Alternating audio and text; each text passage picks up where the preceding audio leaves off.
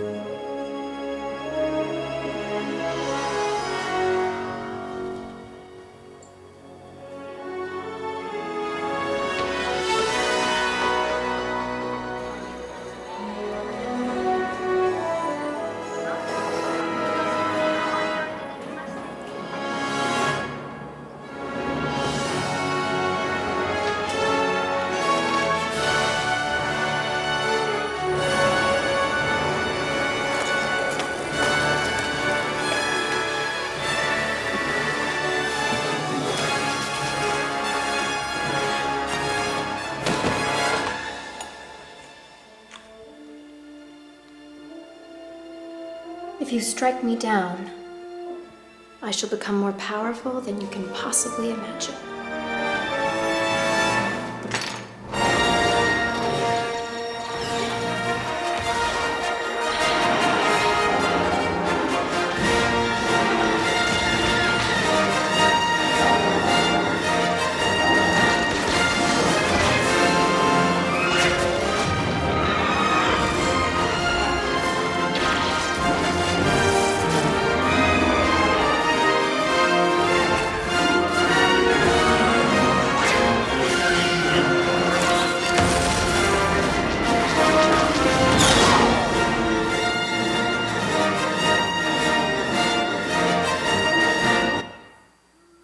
Now, this is a game, thank you.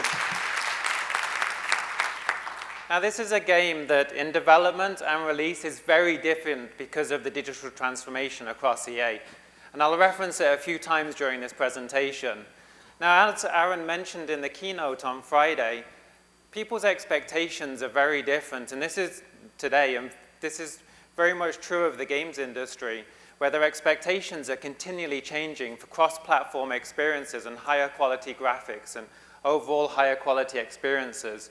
And this was very true of the Star Wars launch.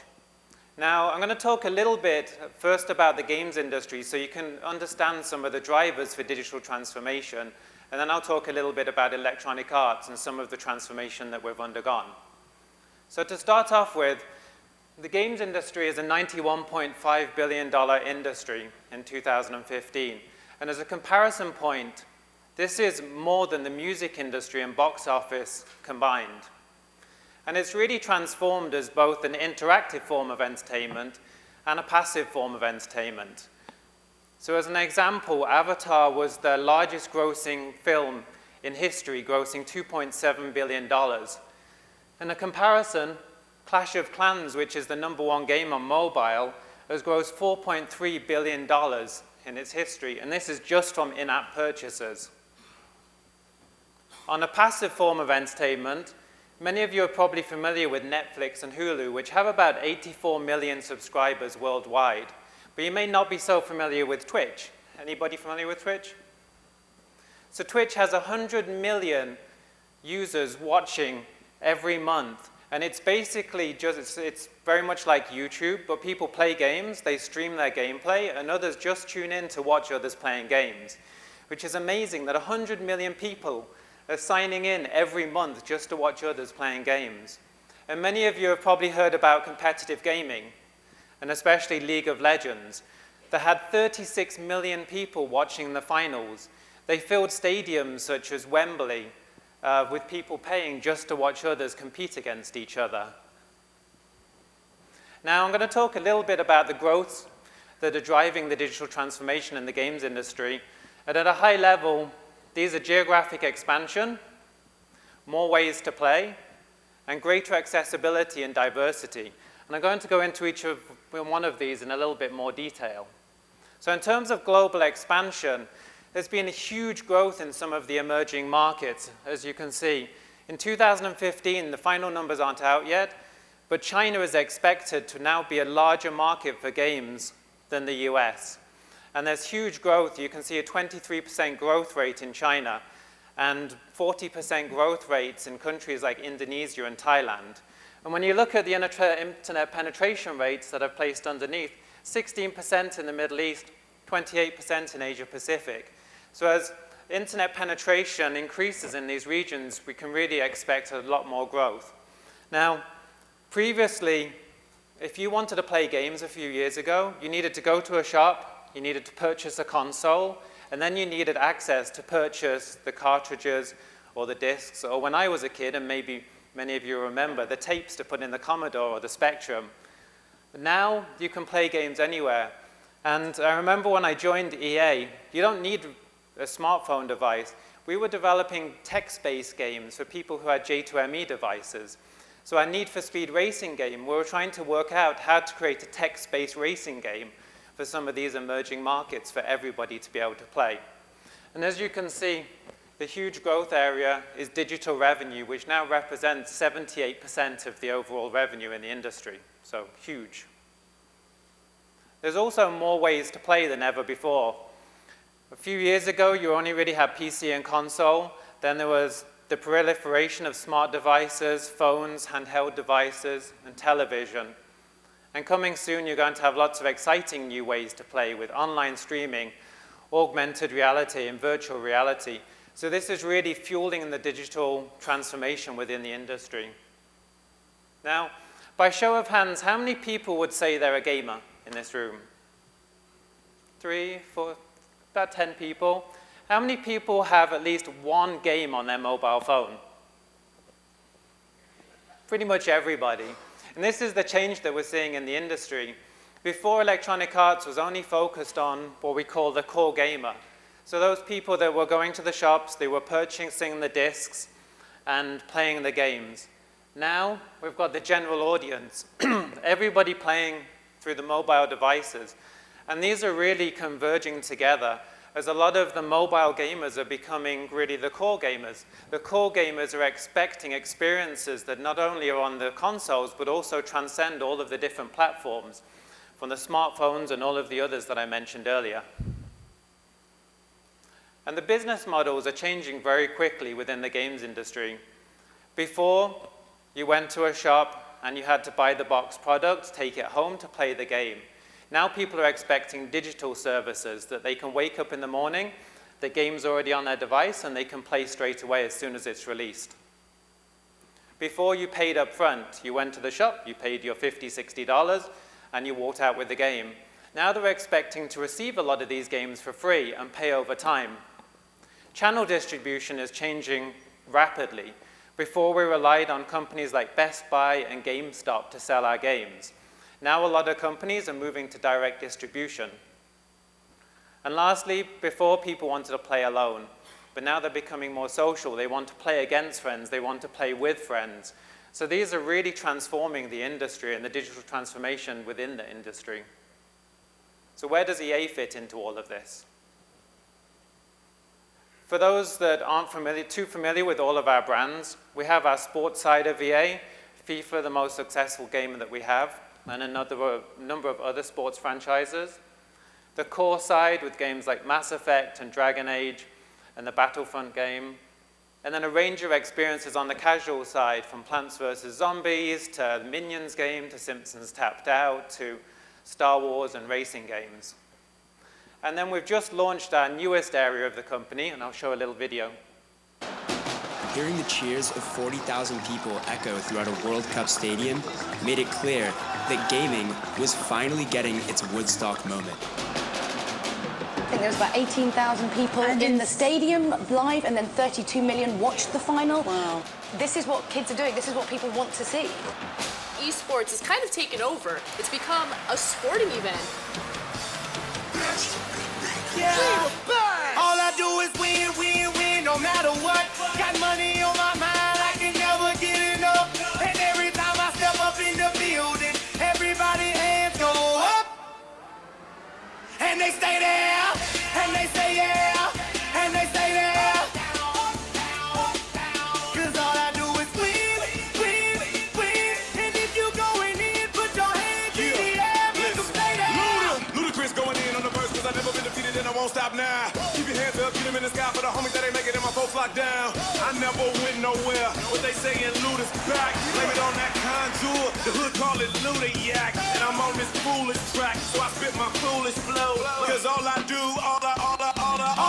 is win, win, win, no matter what. Got money on my mind, I can never get enough. And every time I step up in the building, everybody hands go up. And they stay there, and they say yeah, and they stay there. Cause all I do is win, win, win. And if you going in, put your hands in the air, make them stay there. This is the... Thank you. This is the newest area of electronic arts that we just announced a few weeks ago with our competitive gaming division. Now, EA has about 9,000 full-time employees around the world, which includes about 30 development officers around the world making different games, and then various publishing officers, which aren't shown on this map. EA today, we're the #1 publisher on PS4 and the Xbox. We're the #1 game, Dragon Age Inquisition of 2015. We have increasing mobile reach with both casual games and experiences are crossing from console to mobile. Strong PC presence, and what we're focused on today, digital transformation and digital acceleration, which is one of the key things within the company right now. So, I mentioned earlier that EA was voted the worst company in the US 2 years in a row. And this year, we were voted beaten by Comcast. And that's really because of the transformation in terms of appointing a new CEO with Andrew Wilson, who is now voted one of the top CEOs in the US by Forbes, and the appointment of a new CTO. So previously, digital transformation was really just within the IT department, and there was no top-down pressure for everybody to think about it. Andrew Wilson joined as CEO, and he established 3 core pillars for the company. The first one was putting the players first, not EA first, so no longer would we be the worst company in the US. So every decision that we make is about the players and what the players want rather than what we want. Secondly, there was a lot of competition within the companies, with the different studios competing against each other. Once he joined, he completely reorganized the company with the philosophy of working together as one team to make the company better and make our gaming experiences better.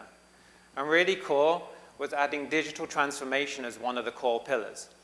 And these 3 core pillars, everything we do within the company, every initiative we undertake, every team has to think about these and place the initiative under one of the core pillars. If it doesn't fit in one of these core pillars, then we shouldn't be undertaking that initiative.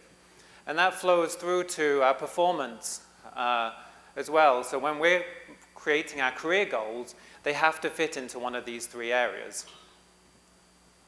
So just to talk about a few of the things that we've changed within EA and the digital innovation, and the business strategy, we've created our own platform, and I'll talk about some of these a little more later.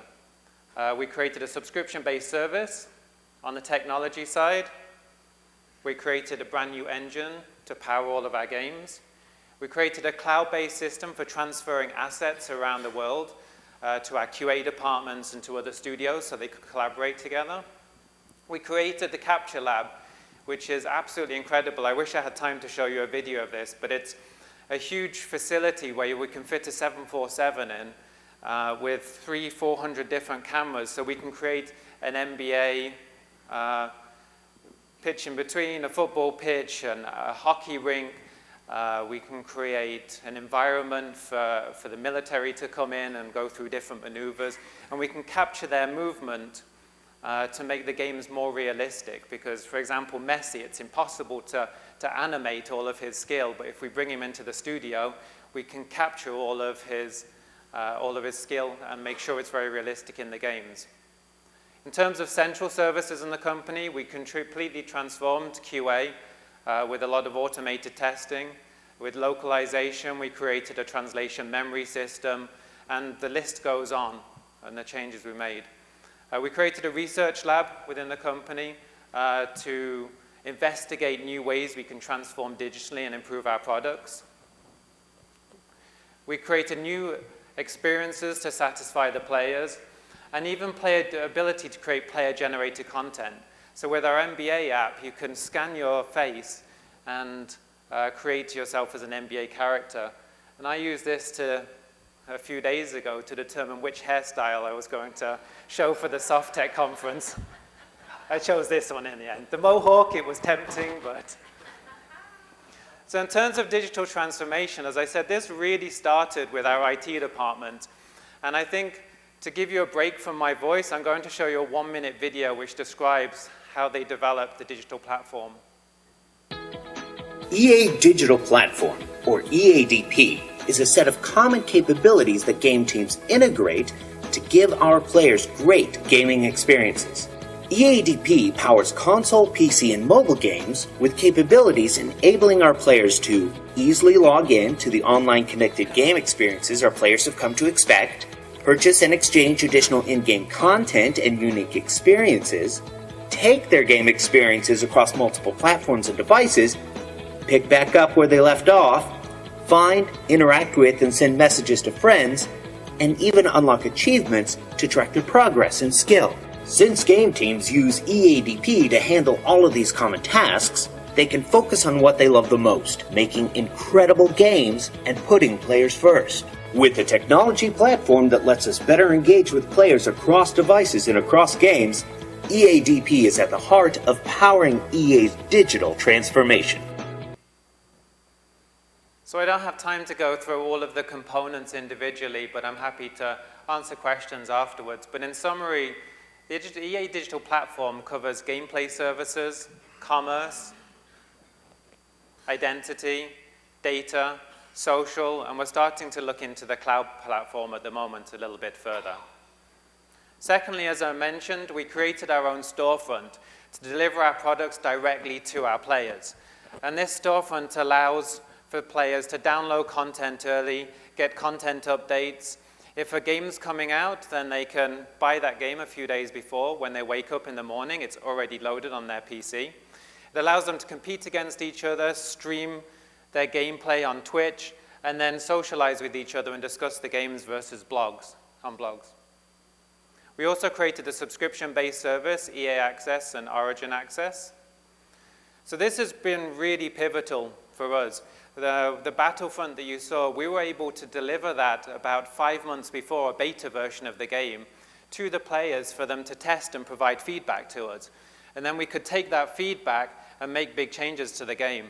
And this has even led to us delaying games by 6 or 7 months because we wanted to create an experience that made the players happy and was what they were expecting. EA Access also allows you access to a library of many games, an archive, and discounts. And I've got a couple of people to tell you a little bit more about EA Access. Yo, what's good? EA Access, man, that's what's good. EA what? EA Access. You can play EA's best games for $5 a month. For real, dude, the best games? The best games. FIFA? FIFA. Battlefield? Battlefield! Love that game! Plants vs. Zombies Garden Warfare? It's crazy, dude. Dragon Age Inquisition. For real.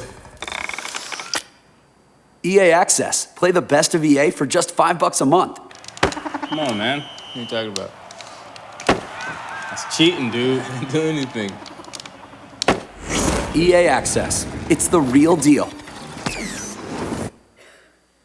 So EA Access, as I said, it's integrated into the Microsoft Xbox platform, so anybody can access the premium content directly, game updates, and a large library of our games. And this has been really successful. We had 16.5 million total Vault sessions between April and June of 2015. We also have it available on PC. So not only do we have these consumer-facing digital services that we've developed, we've also had to change things completely internally.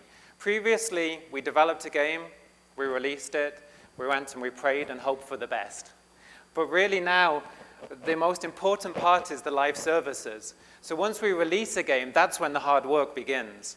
That's when we need to look at the telemetry data, we need to look at what they're saying on the forums, and we need to change the game during that time to make it either to adjust the monetization, to adjust the balancing of the game, to make it easier or harder, create new content based on what the demands are. So this is really the most important part of delivering a game now. And especially when you think about the statistics. So there's 26 billion smartphones out there. 162 minutes a day are spent on smartphones. 138 minutes are spent in apps. 22 of these minutes on non-native apps. The average smartphone has 26 non-native apps installed, and 1,000 new apps hit their app store every 24 hours. So I'm going to save you from doing all of the math to work out what this means. And that means you have less than 60 seconds in a day of a consumer's attention. So it's really, really important that you have fresh content, live content, an experience that grabs them and keeps them within your app. And because of that, we've really transformed the way we deliver content. And every single one of these games now needs to have a live services plan, from PC to console to all of our mobile games. So the results, in terms of origin, we don't have our 2015 numbers yet, but 1.1 billion hours played in 2014, 1.7 billion game sessions, 1.4 billion logins, and we gave away 25.2 million free games. So we're not that bad as a company, right? And in terms of one of our most successful games, FIFA, I could deliver an entire presentation on the digital transformation that FIFA's undergone in connecting the experiences across different platforms. But on the mobile side alone, 2.8 billion game sessions. On the mobile side, with our SimCity, 9.9 billion minutes played, and these statistics are just in 3 months. And the most important, 89 million felons were defeated in 3 months during the Simpsons Superheroes event. And The Sims 4, 10.9 million massages received.